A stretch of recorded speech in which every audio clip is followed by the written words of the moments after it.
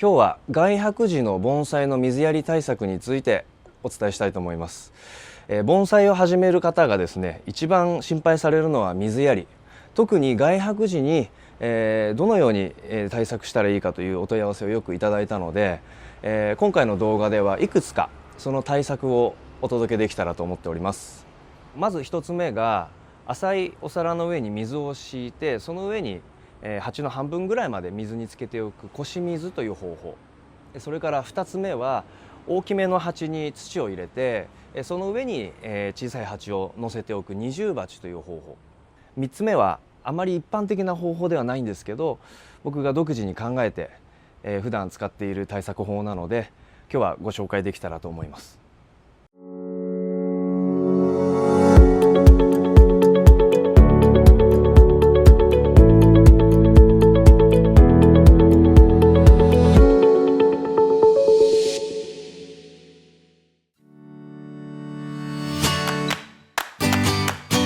まず1つ目、腰水の対策方法なんですが、お皿でもいいし、こういうトレーに水を張ってください。水を張ったトレーの中に、この盆栽をドボンと、鉢の高さに対して3分の1もしくは半分ぐらいの水を張ります。今こう見てもらうと水がだんだん染みてきてます。豆盆栽なんかやってる方でも、鉢が小さいと夏場なんかはすぐに昼間の段階で鉢が乾いちゃうので、外泊時じゃなくても日常の水やりとして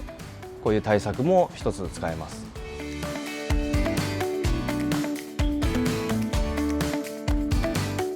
次がこの二重鉢のやり方なんですが、この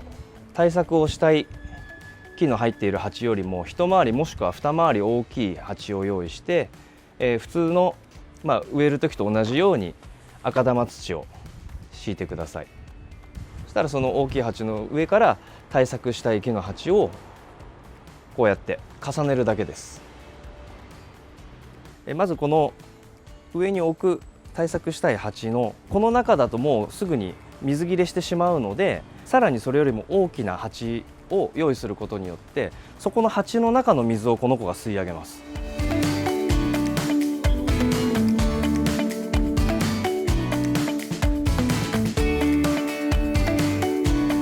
だから通常のこの鉢で頑張るよりは時間が稼げるっていう原理です。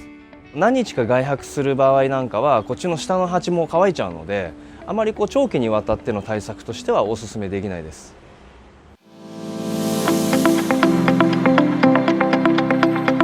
3つ目の方法なんですけど、これはあんまり一般的ではないんですけど、僕も数日家を空けることがあるので、なんかいい方法ないかなと思って自分で考えついた方法です。今のところうまくいってますのでご紹介したいと思います。まずこの濡らして水をたっぷり染み込ませた水苔を表土の上から張っていきます。まんべんなく張っていってください。水苔を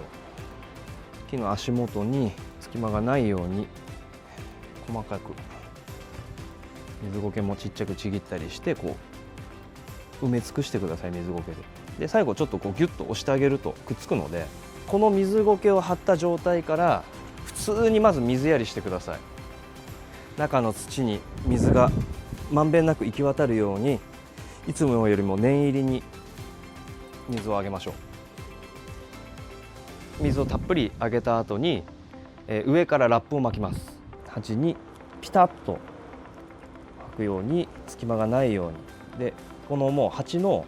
底にもうピタッとくっつけるようにしてください。でこの余りも全部鉢の底にもう巻いちゃって大丈夫です。こうやってでちゃんとしたラップで巻いた方がいいです。安物だとこれねくっつかないんですよ、ピタッと。100均とかにもラップってあるんだけど、それだとね結構剥がれやすいです。はい、じゃあ次横、さらにこのもう一個横にここに沿わせるんですけど、さっき1回目に貼ったラップの上からちょっとこうかぶせるとよりピタッとくっつきます。さっきのラップの上からこう重ねて、で鉢底にまたさらに巻く。この時に、ポイントとしてはしっかりと水苔を押さえるような感じで、あんまりこうふわっとじゃなくてギュッと巻いてください。でさらにこれを鉢底にまたグッと押し入れます。これでもうだいぶ、はい、完成。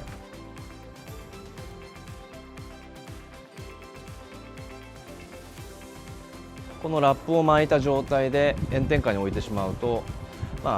中が蒸れて木にとっては本当に良くないので、この状態で屋内に置いておきます。